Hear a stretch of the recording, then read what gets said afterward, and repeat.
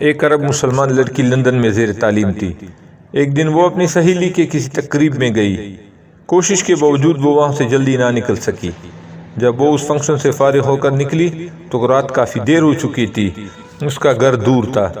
گھر جلدی پہنچنے کا ذریعہ زیر زمین چلنے والی ٹرین تھی، لیکن وہ ٹرین سے سفر کرنے سے کچھ خوف محسوس کر رہی تھی، کیونکہ برطانیہ میں اکثر رات کے وقت ٹرینوں اور اسٹیشنوں پر بہت سے جرائم پیشہ اور نشے میں لت افراد ہوتے ہیں۔ آئے روز ٹی وی چینلز اور اخبارات میں یہاں ہونے والی وارداتوں کا تذکرہ موجود ہوتا ہے۔ چونکہ اس لڑکی کو زیادہ دیر ہو چکی تھی اور بس کافی وقت لے سکتی تھی، اس لیے اس نے بہت سے خدشات و خطرات کے باوجود ٹرین میں جانے کا فیصلہ کر لیا۔ یہ بات پیش نظر رہے کہ یہ لڑکی دیندار نہیں تھی، بلکہ بہت زیادہ آزاد خیال اور لبرل تھی۔ جب وہ اسٹیشن پر پہنچی تو یہ دیکھ کر اس کے جسم میں خوف کی ایک سرد لہر دوڑ گئی کہ اسٹیشن بالکل سنسان ہے، صرف ایک شخص کھڑا ہے جو حلیے سے ہی جرائم پیشہ لگتا تھا۔ وہ انتہائی خوفزدہ ہو گئی۔ پھر اس نے ہمت کی، خود کو سنبھالا، قرآنی آیات کا ورد کرنا شروع کر دیا۔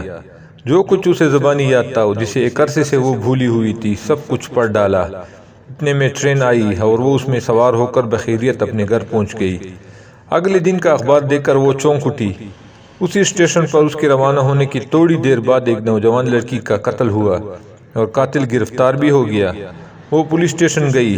پولیس والوں کو بتایا کہ قتل سے کچھ دیر پہلے وہ اس اسٹیشن پر موجود تھی۔ میں قاتل کو پہچانتی ہوں، اس سے کچھ پوچھنا چاہتی ہوں۔ جب وہ مجرم کے سیل کے سامنے پہنچی تو اس سے پوچھا، کیا تم مجھے پہچانتے ہو؟ اس نے جواب دیا، ہاں پہچانتا ہوں، رات کو تم بھی اس اسٹیشن پر آئی تھی۔ لڑکی نے پوچھا، پھر تم نے مجھے کیوں چھوڑ دیا؟ وہ کہنے لگا، میں تمہیں کیسے نقصان پہنچاتا؟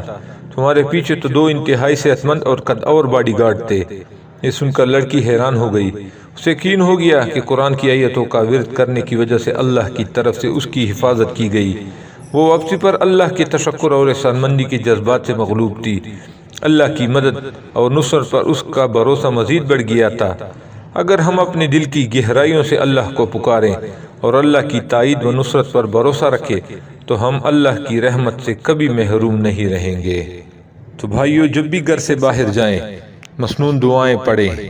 اللہ آپ کے اور آپ کے گھر والوں کی حفاظت فرمائے۔